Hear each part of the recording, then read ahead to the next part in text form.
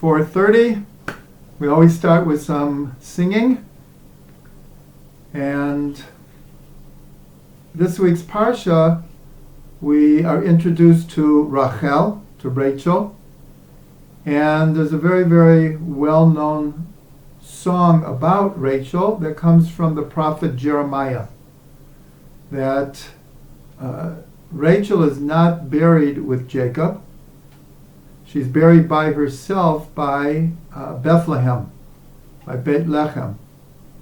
And the prophet Jeremiah says, Kol beRamah, a voice is heard in Ramah, that's where she's buried.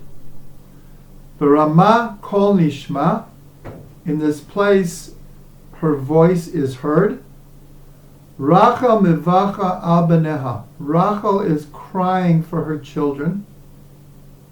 And the prophet in God's name promises her that your tears are not for vain, that your children will return to their borders. So this is a very, very, very important song because in the last 100 years, Rachel's children are returning to their borders. So all of her tears, all of these years, are coming to fruition. So this is a song. Kol beRamah, beRamah kol nishma, Rachel mevacha, mevacha al beneha. Kol beRamah, beRamah kol nishma, Rachel mevacha,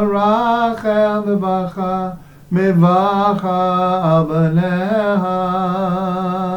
V'shavu banim, v'shavu banim, v'shavu banim, v'shavu banim, v'shavu banim ligvulam.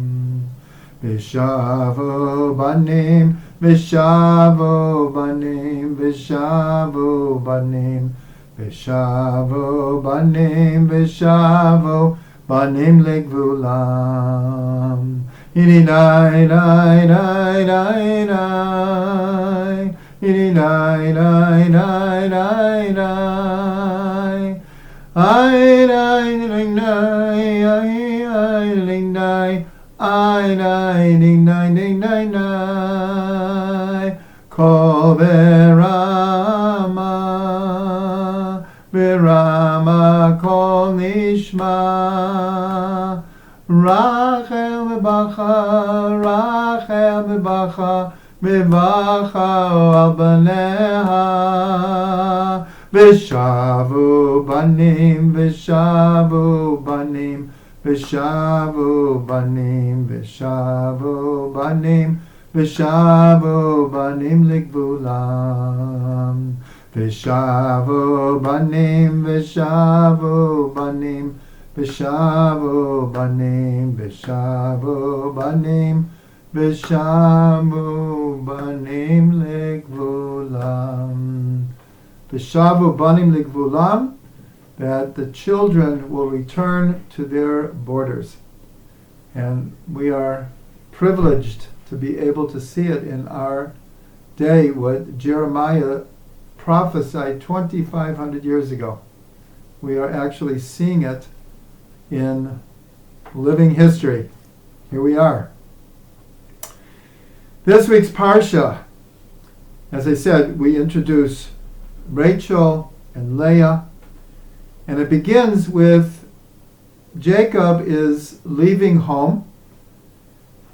His brother Esau wants to kill him because he took the blessing from Yitzchak, and on the way he has a dream.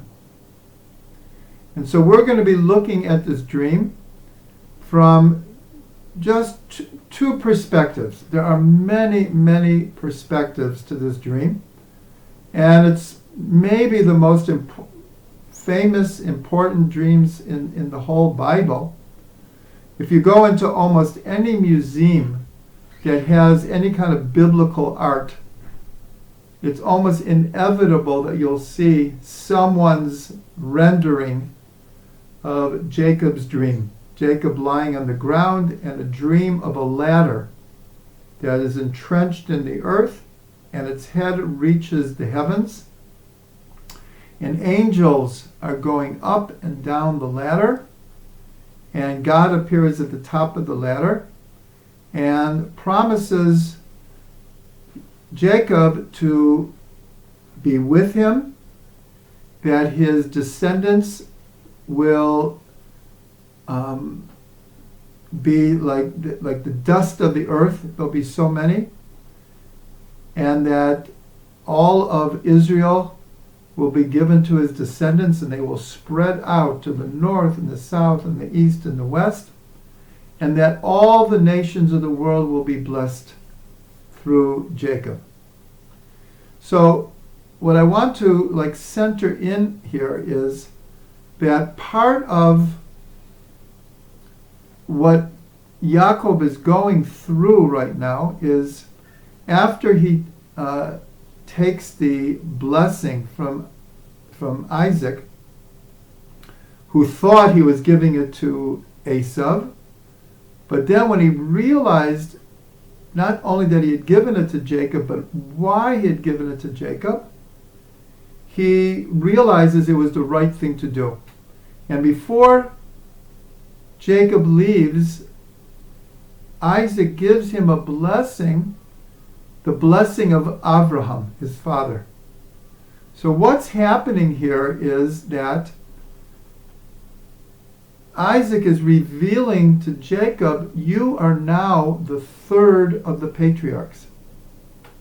That is your mission, that is your destiny. And this is a big thing. Jacob is now becoming the third of the patriarchs. And so when he has the dream can be interpreted on many, many, many different levels. The truth is, I wrote a whole book about dreams called The Mystical Meaning of Dreams. And half of the book is about this dream of Jacob. In other words, I discuss what dreams are, and then I apply it to Jacob's dream. So in the short time that we have, we can only do so much. So I want to center in on this idea that part of what Jacob is dreaming about is his coming to terms with his new mission in life of being the third of the patriarchs. And for those who will want to take the time, will see that God appeared to Avram, Yitzchak, and Yaakov, Abraham, Isaac, and Jacob. And even though the words are slightly different, God tells them all the same thing. Exactly what we just reviewed about what God said to Jacob is saying that I will be with you and you will inherit the land of Israel, and your descendants will either be like the stars of the sky. If you can count the stars in the sky, that's how many your descendants will be. Or in Jacob's case, if you could count the dust of the earth, that's how many your descendants will be. And that they will spread out. And to all three of them, God said that all the nations of the world will be blessed through you. So here we see a very, very strong connection between Avram, Yitzchak, and Yaakov. It's not just that they're the three patriarchs, but God appeared to them and conferred upon them, each one individually, the same blessing and the same mission. And so it says in the Talmud that when you talk about the patriarchs, we only talk about the three patriarchs. What did they mean by this? we have been graced with many, many great people in our history, but there are only 3 patriarchs. And there's something special about the idea of 3. So one of the ideas is when Abraham is commanded to take Isaac and bring him as an offering, to bring him up to what's now called the Temple Mount in Jerusalem. So it says that it was on the 3rd day that Abraham lifted up his eyes and he saw the place from afar. So it says in the Zohar, one of the most important of the mystical books of Judaism. What does it mean? It was on the 3rd day. Okay, it's telling us a temporal time. It was on the 3rd day. But the Zohar interprets it differently. Now remember, God had promised Avram that he would have a son, and that son would carry on the tradition. And then God comes and says, bring him up for an offering. So you can imagine Avram is trying to figure out what does God want here? It's a contradiction. How can I offer him up if he's supposed to be the son who carries on for me? So the Zohar says, when it says he lifted his eyes, it was on the 3rd day and he lifted his eyes, the 3rd day he had a vision of Yaakov, of Jacob. In other words, he saw that Jacob would have a son.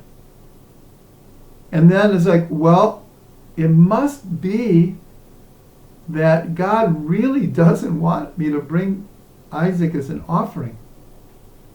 So the idea here is Avram already, in a sense, sees Jacob.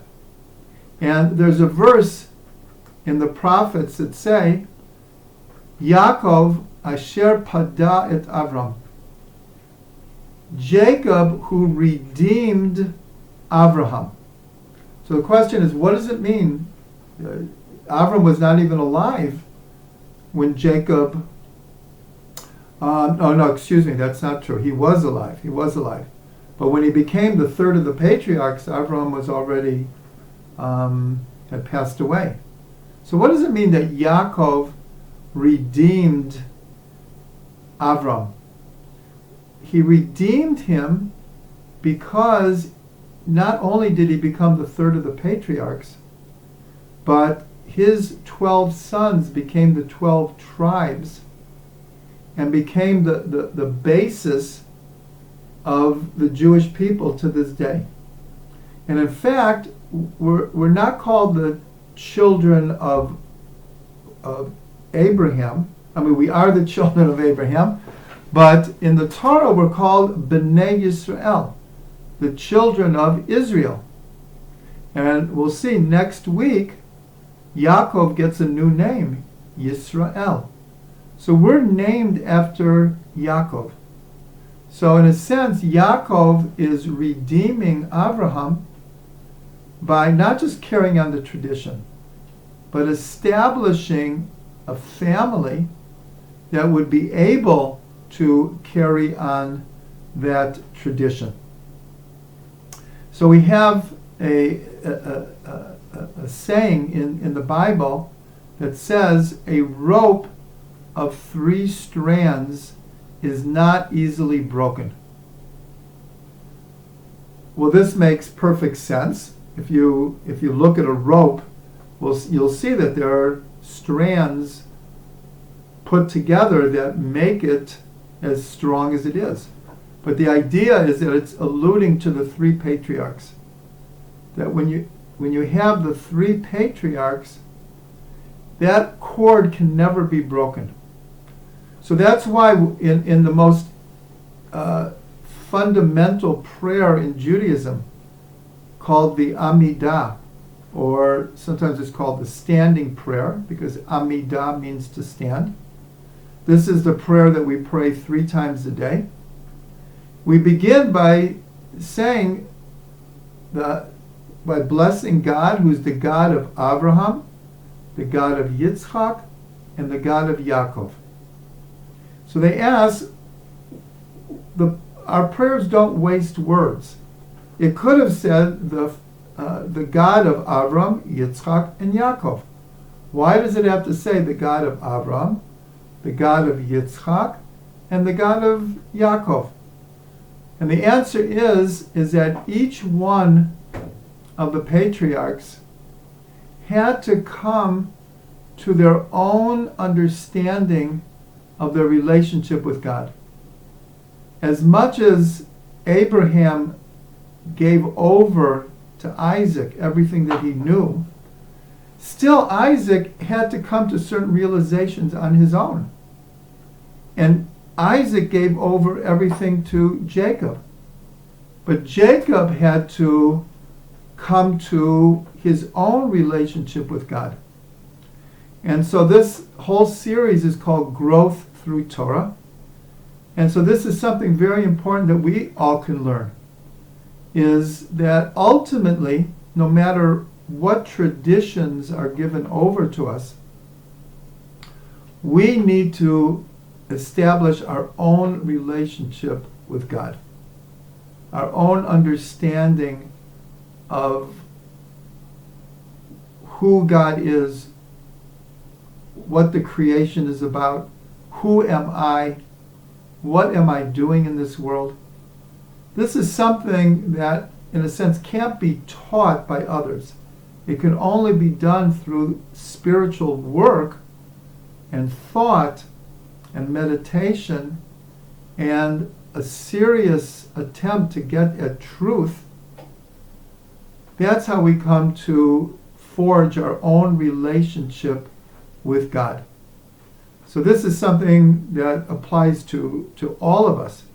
So when Yaakov lays down there and goes to sleep, and he has this awesome dream, one of the, as we're going to see right now, one of the things he is trying to understand is, what is my role in the world?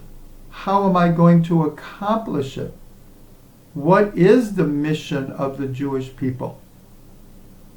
So that brings us to the second part of what I'd like to give over, is this ladder in the dream. It's one of the most symbolic parts of the entire Bible. And there's a great hint to this. The word for ladder in Hebrew is sulam. And if you take those same letters, the root of the word ladder, sulam, and you permute them differently, it spells semel. In Hebrew, semel means a symbol. So it's like a play on words.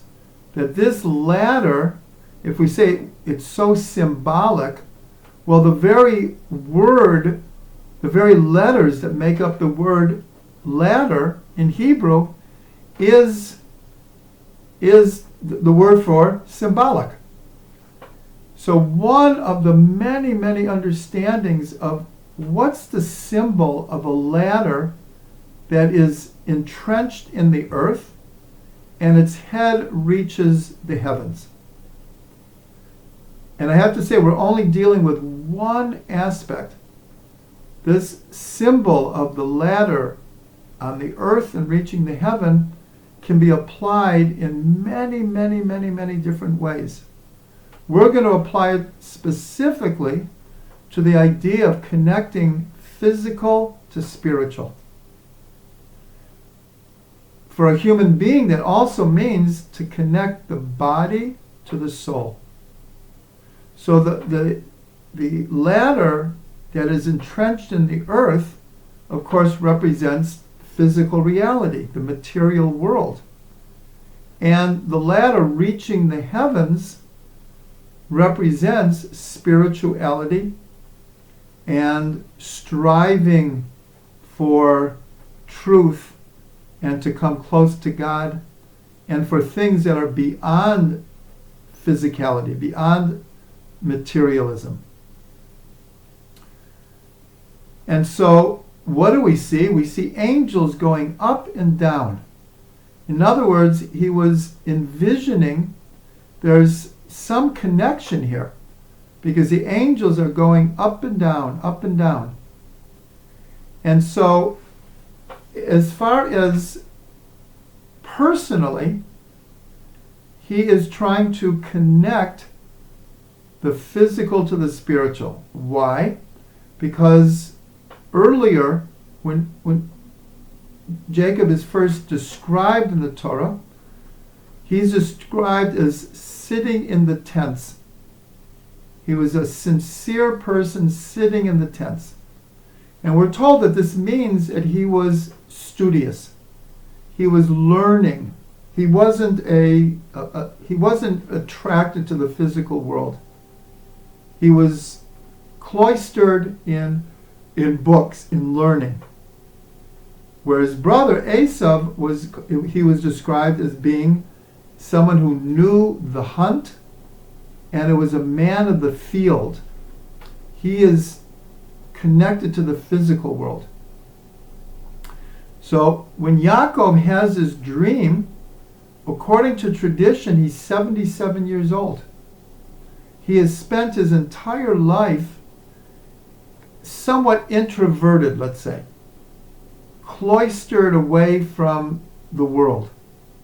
And now he's going to find a wife, and he has to go out into the world and deal with the world. And the rest of his life, he's dealing in the physical world. So this ladder, he's contemplating his own path in life. Here I'm going from the part of the ladder that's entrenched in the earth. Excuse me, the opposite. My head has been in the heaven this whole time. Now I have to ground it in this world.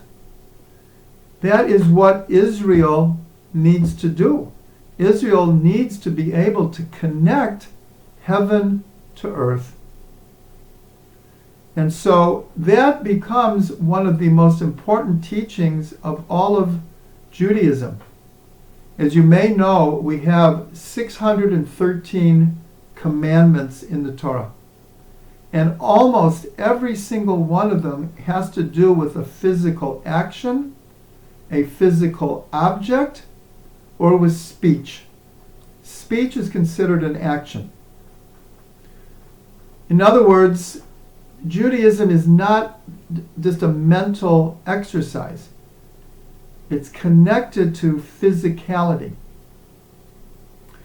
And therefore, it's not a surprise that everywhere that the Jewish people have ended up, the four corners of the world, that we've always made a tremendous contribution to whatever society we're in and whatever field of knowledge it's in, whether it's science or biology, chemistry, physics, medicine, psychology, economics, the arts, law, politics, whatever it is, because it's all in this world.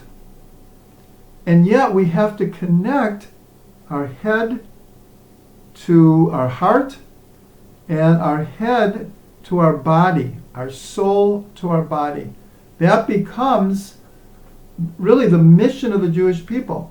All of our commandments, instead of I'll just take an example. I'll take two examples. Before Shabbat begins, we light candles. The women usually light the candles. Well, we could just say something. We could say, Shabbos is full of light and full of spirituality. No, we physically light candles. A Jewish man puts on tefillin every day, and he wraps his arm, and he puts the frontlets here.